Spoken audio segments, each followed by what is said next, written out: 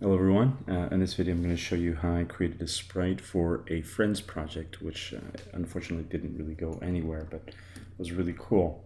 So the goal was to create a soccer player. Now I have a 33 by 33 pixel sized image, actually 32 by 32 pixel sized image, and so I want to make something that looks like a human being, but because of the necessity of the limitation of the scale, in comes stylization. So I have to make things in a stylized way so I make better use of my space. So this would be a approximation of a more natural proportion of a player, right?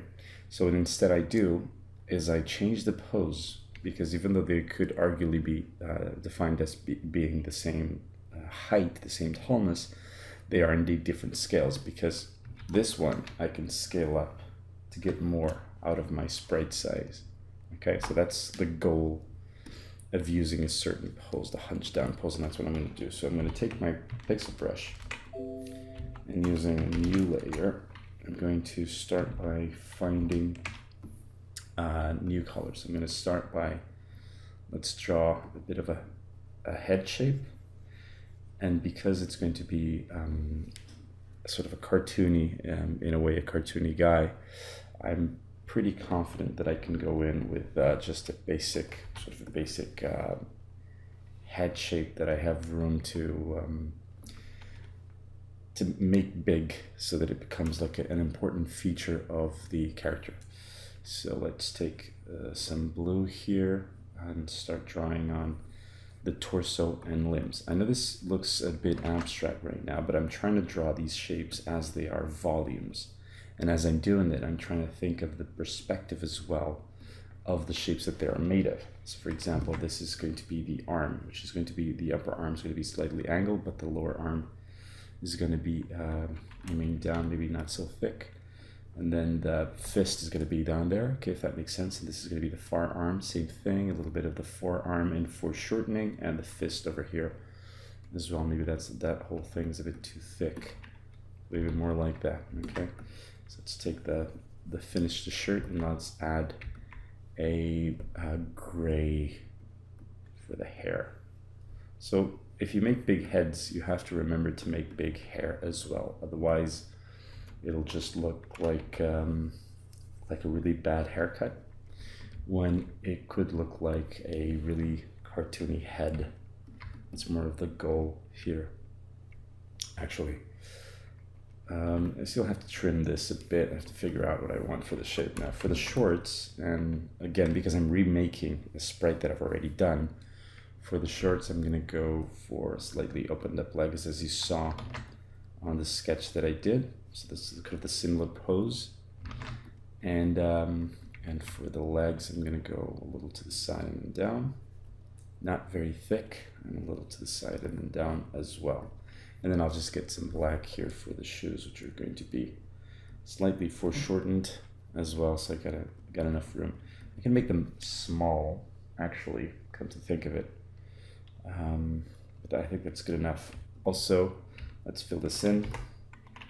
And I have some socks, because again, it's more like a soccer uniform, so shorts and socks and shirt, or jersey, so to speak. Okay, so what's lacking? I need let's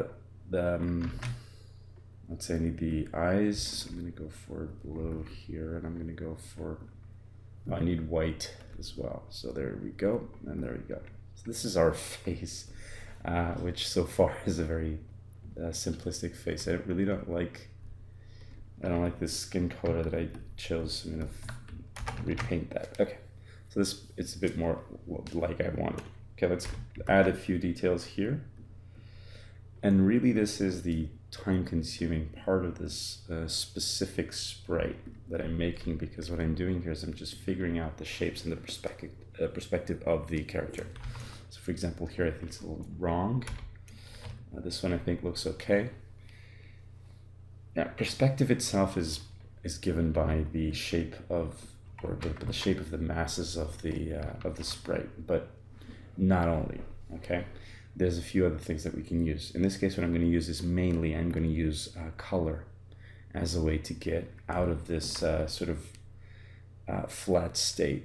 Okay, and that's going to be my main factor. I think this actually should be pushed a little to the right so that it's got more of this charging pose. Yeah, something more like that. This one I think is a little too long, so again, making adjustments. Okay, cool. So what I'm going to do now is create an extra shade for each of these colors if I need them. If I don't need them, I won't add.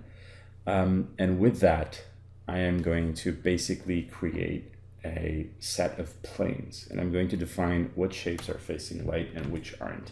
So I'm going to take this color and I'm going to find a red, more saturated or a little darker tone, and I'm going to shade dark the bits that I think are dark. Okay, so for example, the bottom of the face here, let's add that there, a shadow from the hair, a little bit more there as well. This actually should move. Yeah, these are a little too wide. This face is a little too wide. Say more like that, maybe. Yeah, there we go. Okay, and we could add that there. So this whole face is also very tall, so I'm going to shorten that. Yeah, maybe more like that. Okay, and so for the forearm, I want to make the whole arm in darkness, so that it gets pushed back, except for the hand there, because the hand then pushes forward. Also, the bottom part of the leg, I want to make darker, and the bottom part of this leg as well.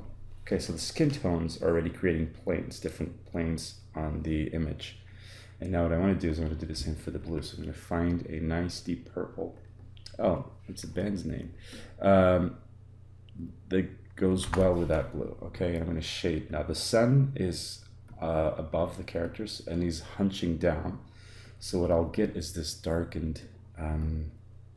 I get some of the blue because it's reflecting off the orange from the shorts back onto the t-shirt. I also want to shade this down, and I want to shade this whole leg blue.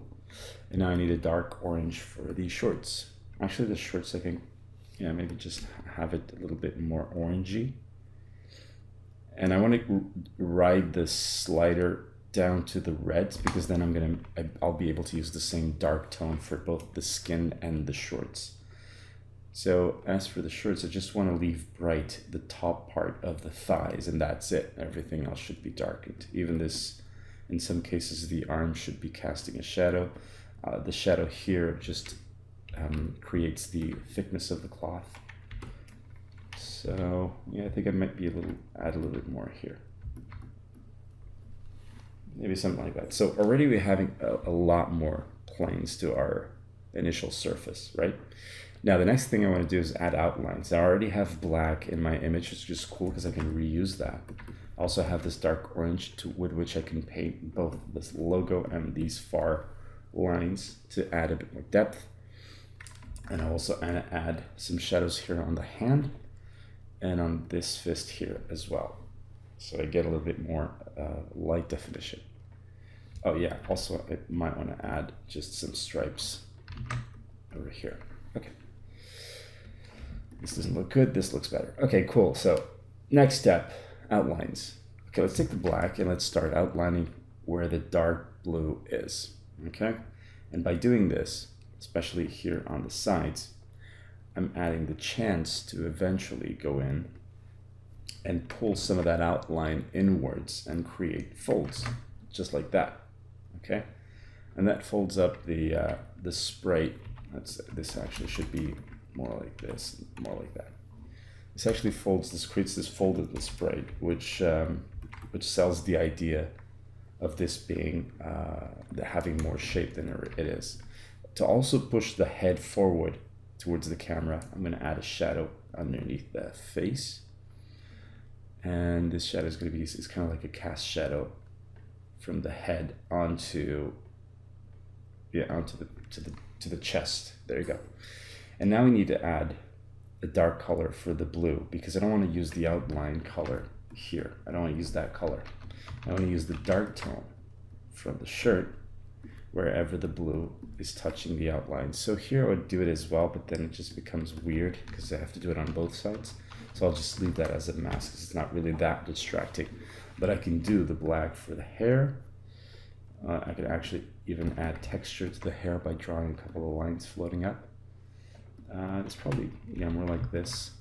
Not going to use it everywhere, just in some of the spots. Maybe this could be more like that. Yeah, just create some interest. And then I'm going to take this midtone that I created and I'm going to do some highlights on the hair. And again, I'm basically retracing the steps of the original sprite that I created, which was similar to this, okay? Or it follows within the sort of the same kind of categories. I think this was actually moved a bit to the side. There we go. Yeah, and I think I'm pretty close to what I had, or at least I kind of enjoy what I have right now. So the other thing I have to do is maybe this should be bright. Yeah, maybe more like this. Actually, I don't like that. I like it more the way it was. Okay, so what next thing I have is the need for a darker skin tone.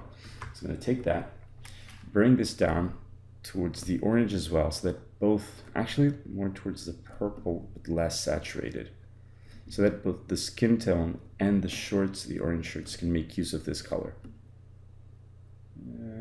Actually, let's go straight into the purples. So I'm going to do this, put this in the outline of the skin. On both sides here, I need to cast shadow, obviously, and then I'm going to do like this. And maybe, yeah, maybe cut that away, put that there, whoops.